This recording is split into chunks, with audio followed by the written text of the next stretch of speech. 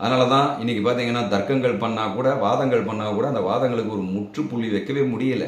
ஏன்னா இவன் சொல்கிறது தான் சரின்னுவான், அவன் சொல்கிறது தான் சரின்னுவான். சரி, நான் விஷயத்துக்கு மெயினாக விஷயத்துக்கு வரேன். கடவுள் என்பவனை புத்தர் ஏன் பேசலைன்னா, அவனை பற்றி ஏன் பேசவில்லை என்றால், கடவுளை ஒரு எல்லைக்குள் கட்டுப்படுத்த முடியாது. ஏன்னா கடவுள் உருவம் அருவம் எதுவும் இல்லாதவன், அவன் பிறப்பு இறப்பு அற்றவன், காலத்திற்குள் கட்டுப்படாதவன், காலத்திற்கு அப்பாற்பட்டவன். இந்த மாதிரியான விஷயங்கள் சொல்ல முடியாது. இந்த மாதிரியான ஒரு டெஃபினேஷனை தான் கடவுளுக்கு கொடுக்க முடியும். ஸோ அப்படிப்பட்டவனை நாம் காலத்துக்கு உட்பட்டு இருக்கிற மனிதன்கிட்ட எப்படி புரிய வைக்க முடியும்? கடவுளை எப்படி நிரூபித்து சொல்ல முடியும்? கண்டிப்பாக முடியாது. ராமகிருஷ்ணன் போய் ஒருத்தர் கேட்பாரு, சந்திரசேகர சென்னு அவர் பேர் அப்படி தான் நினைக்கிறேன். அவர் போய் கேட்பாரு, கடவுள் இருக்காருன்னு உன்னால் நிரூபிக்க முடியுமான்னு. ஒரே வார்த்தை சொல்வார், நீ தான் அதுக்கான நிரூபணம்.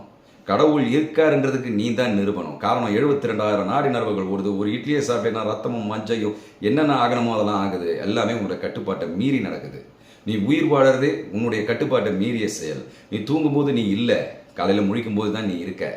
அந்த சமயத்தில் அந்த தூங்கும்போது போன நீ எங்க காணோம். அப்போ அப்படி இருக்கும்பொழுது எதுவுமே உன்னுடைய கட்டுப்பாட்டில் இல்லாத போது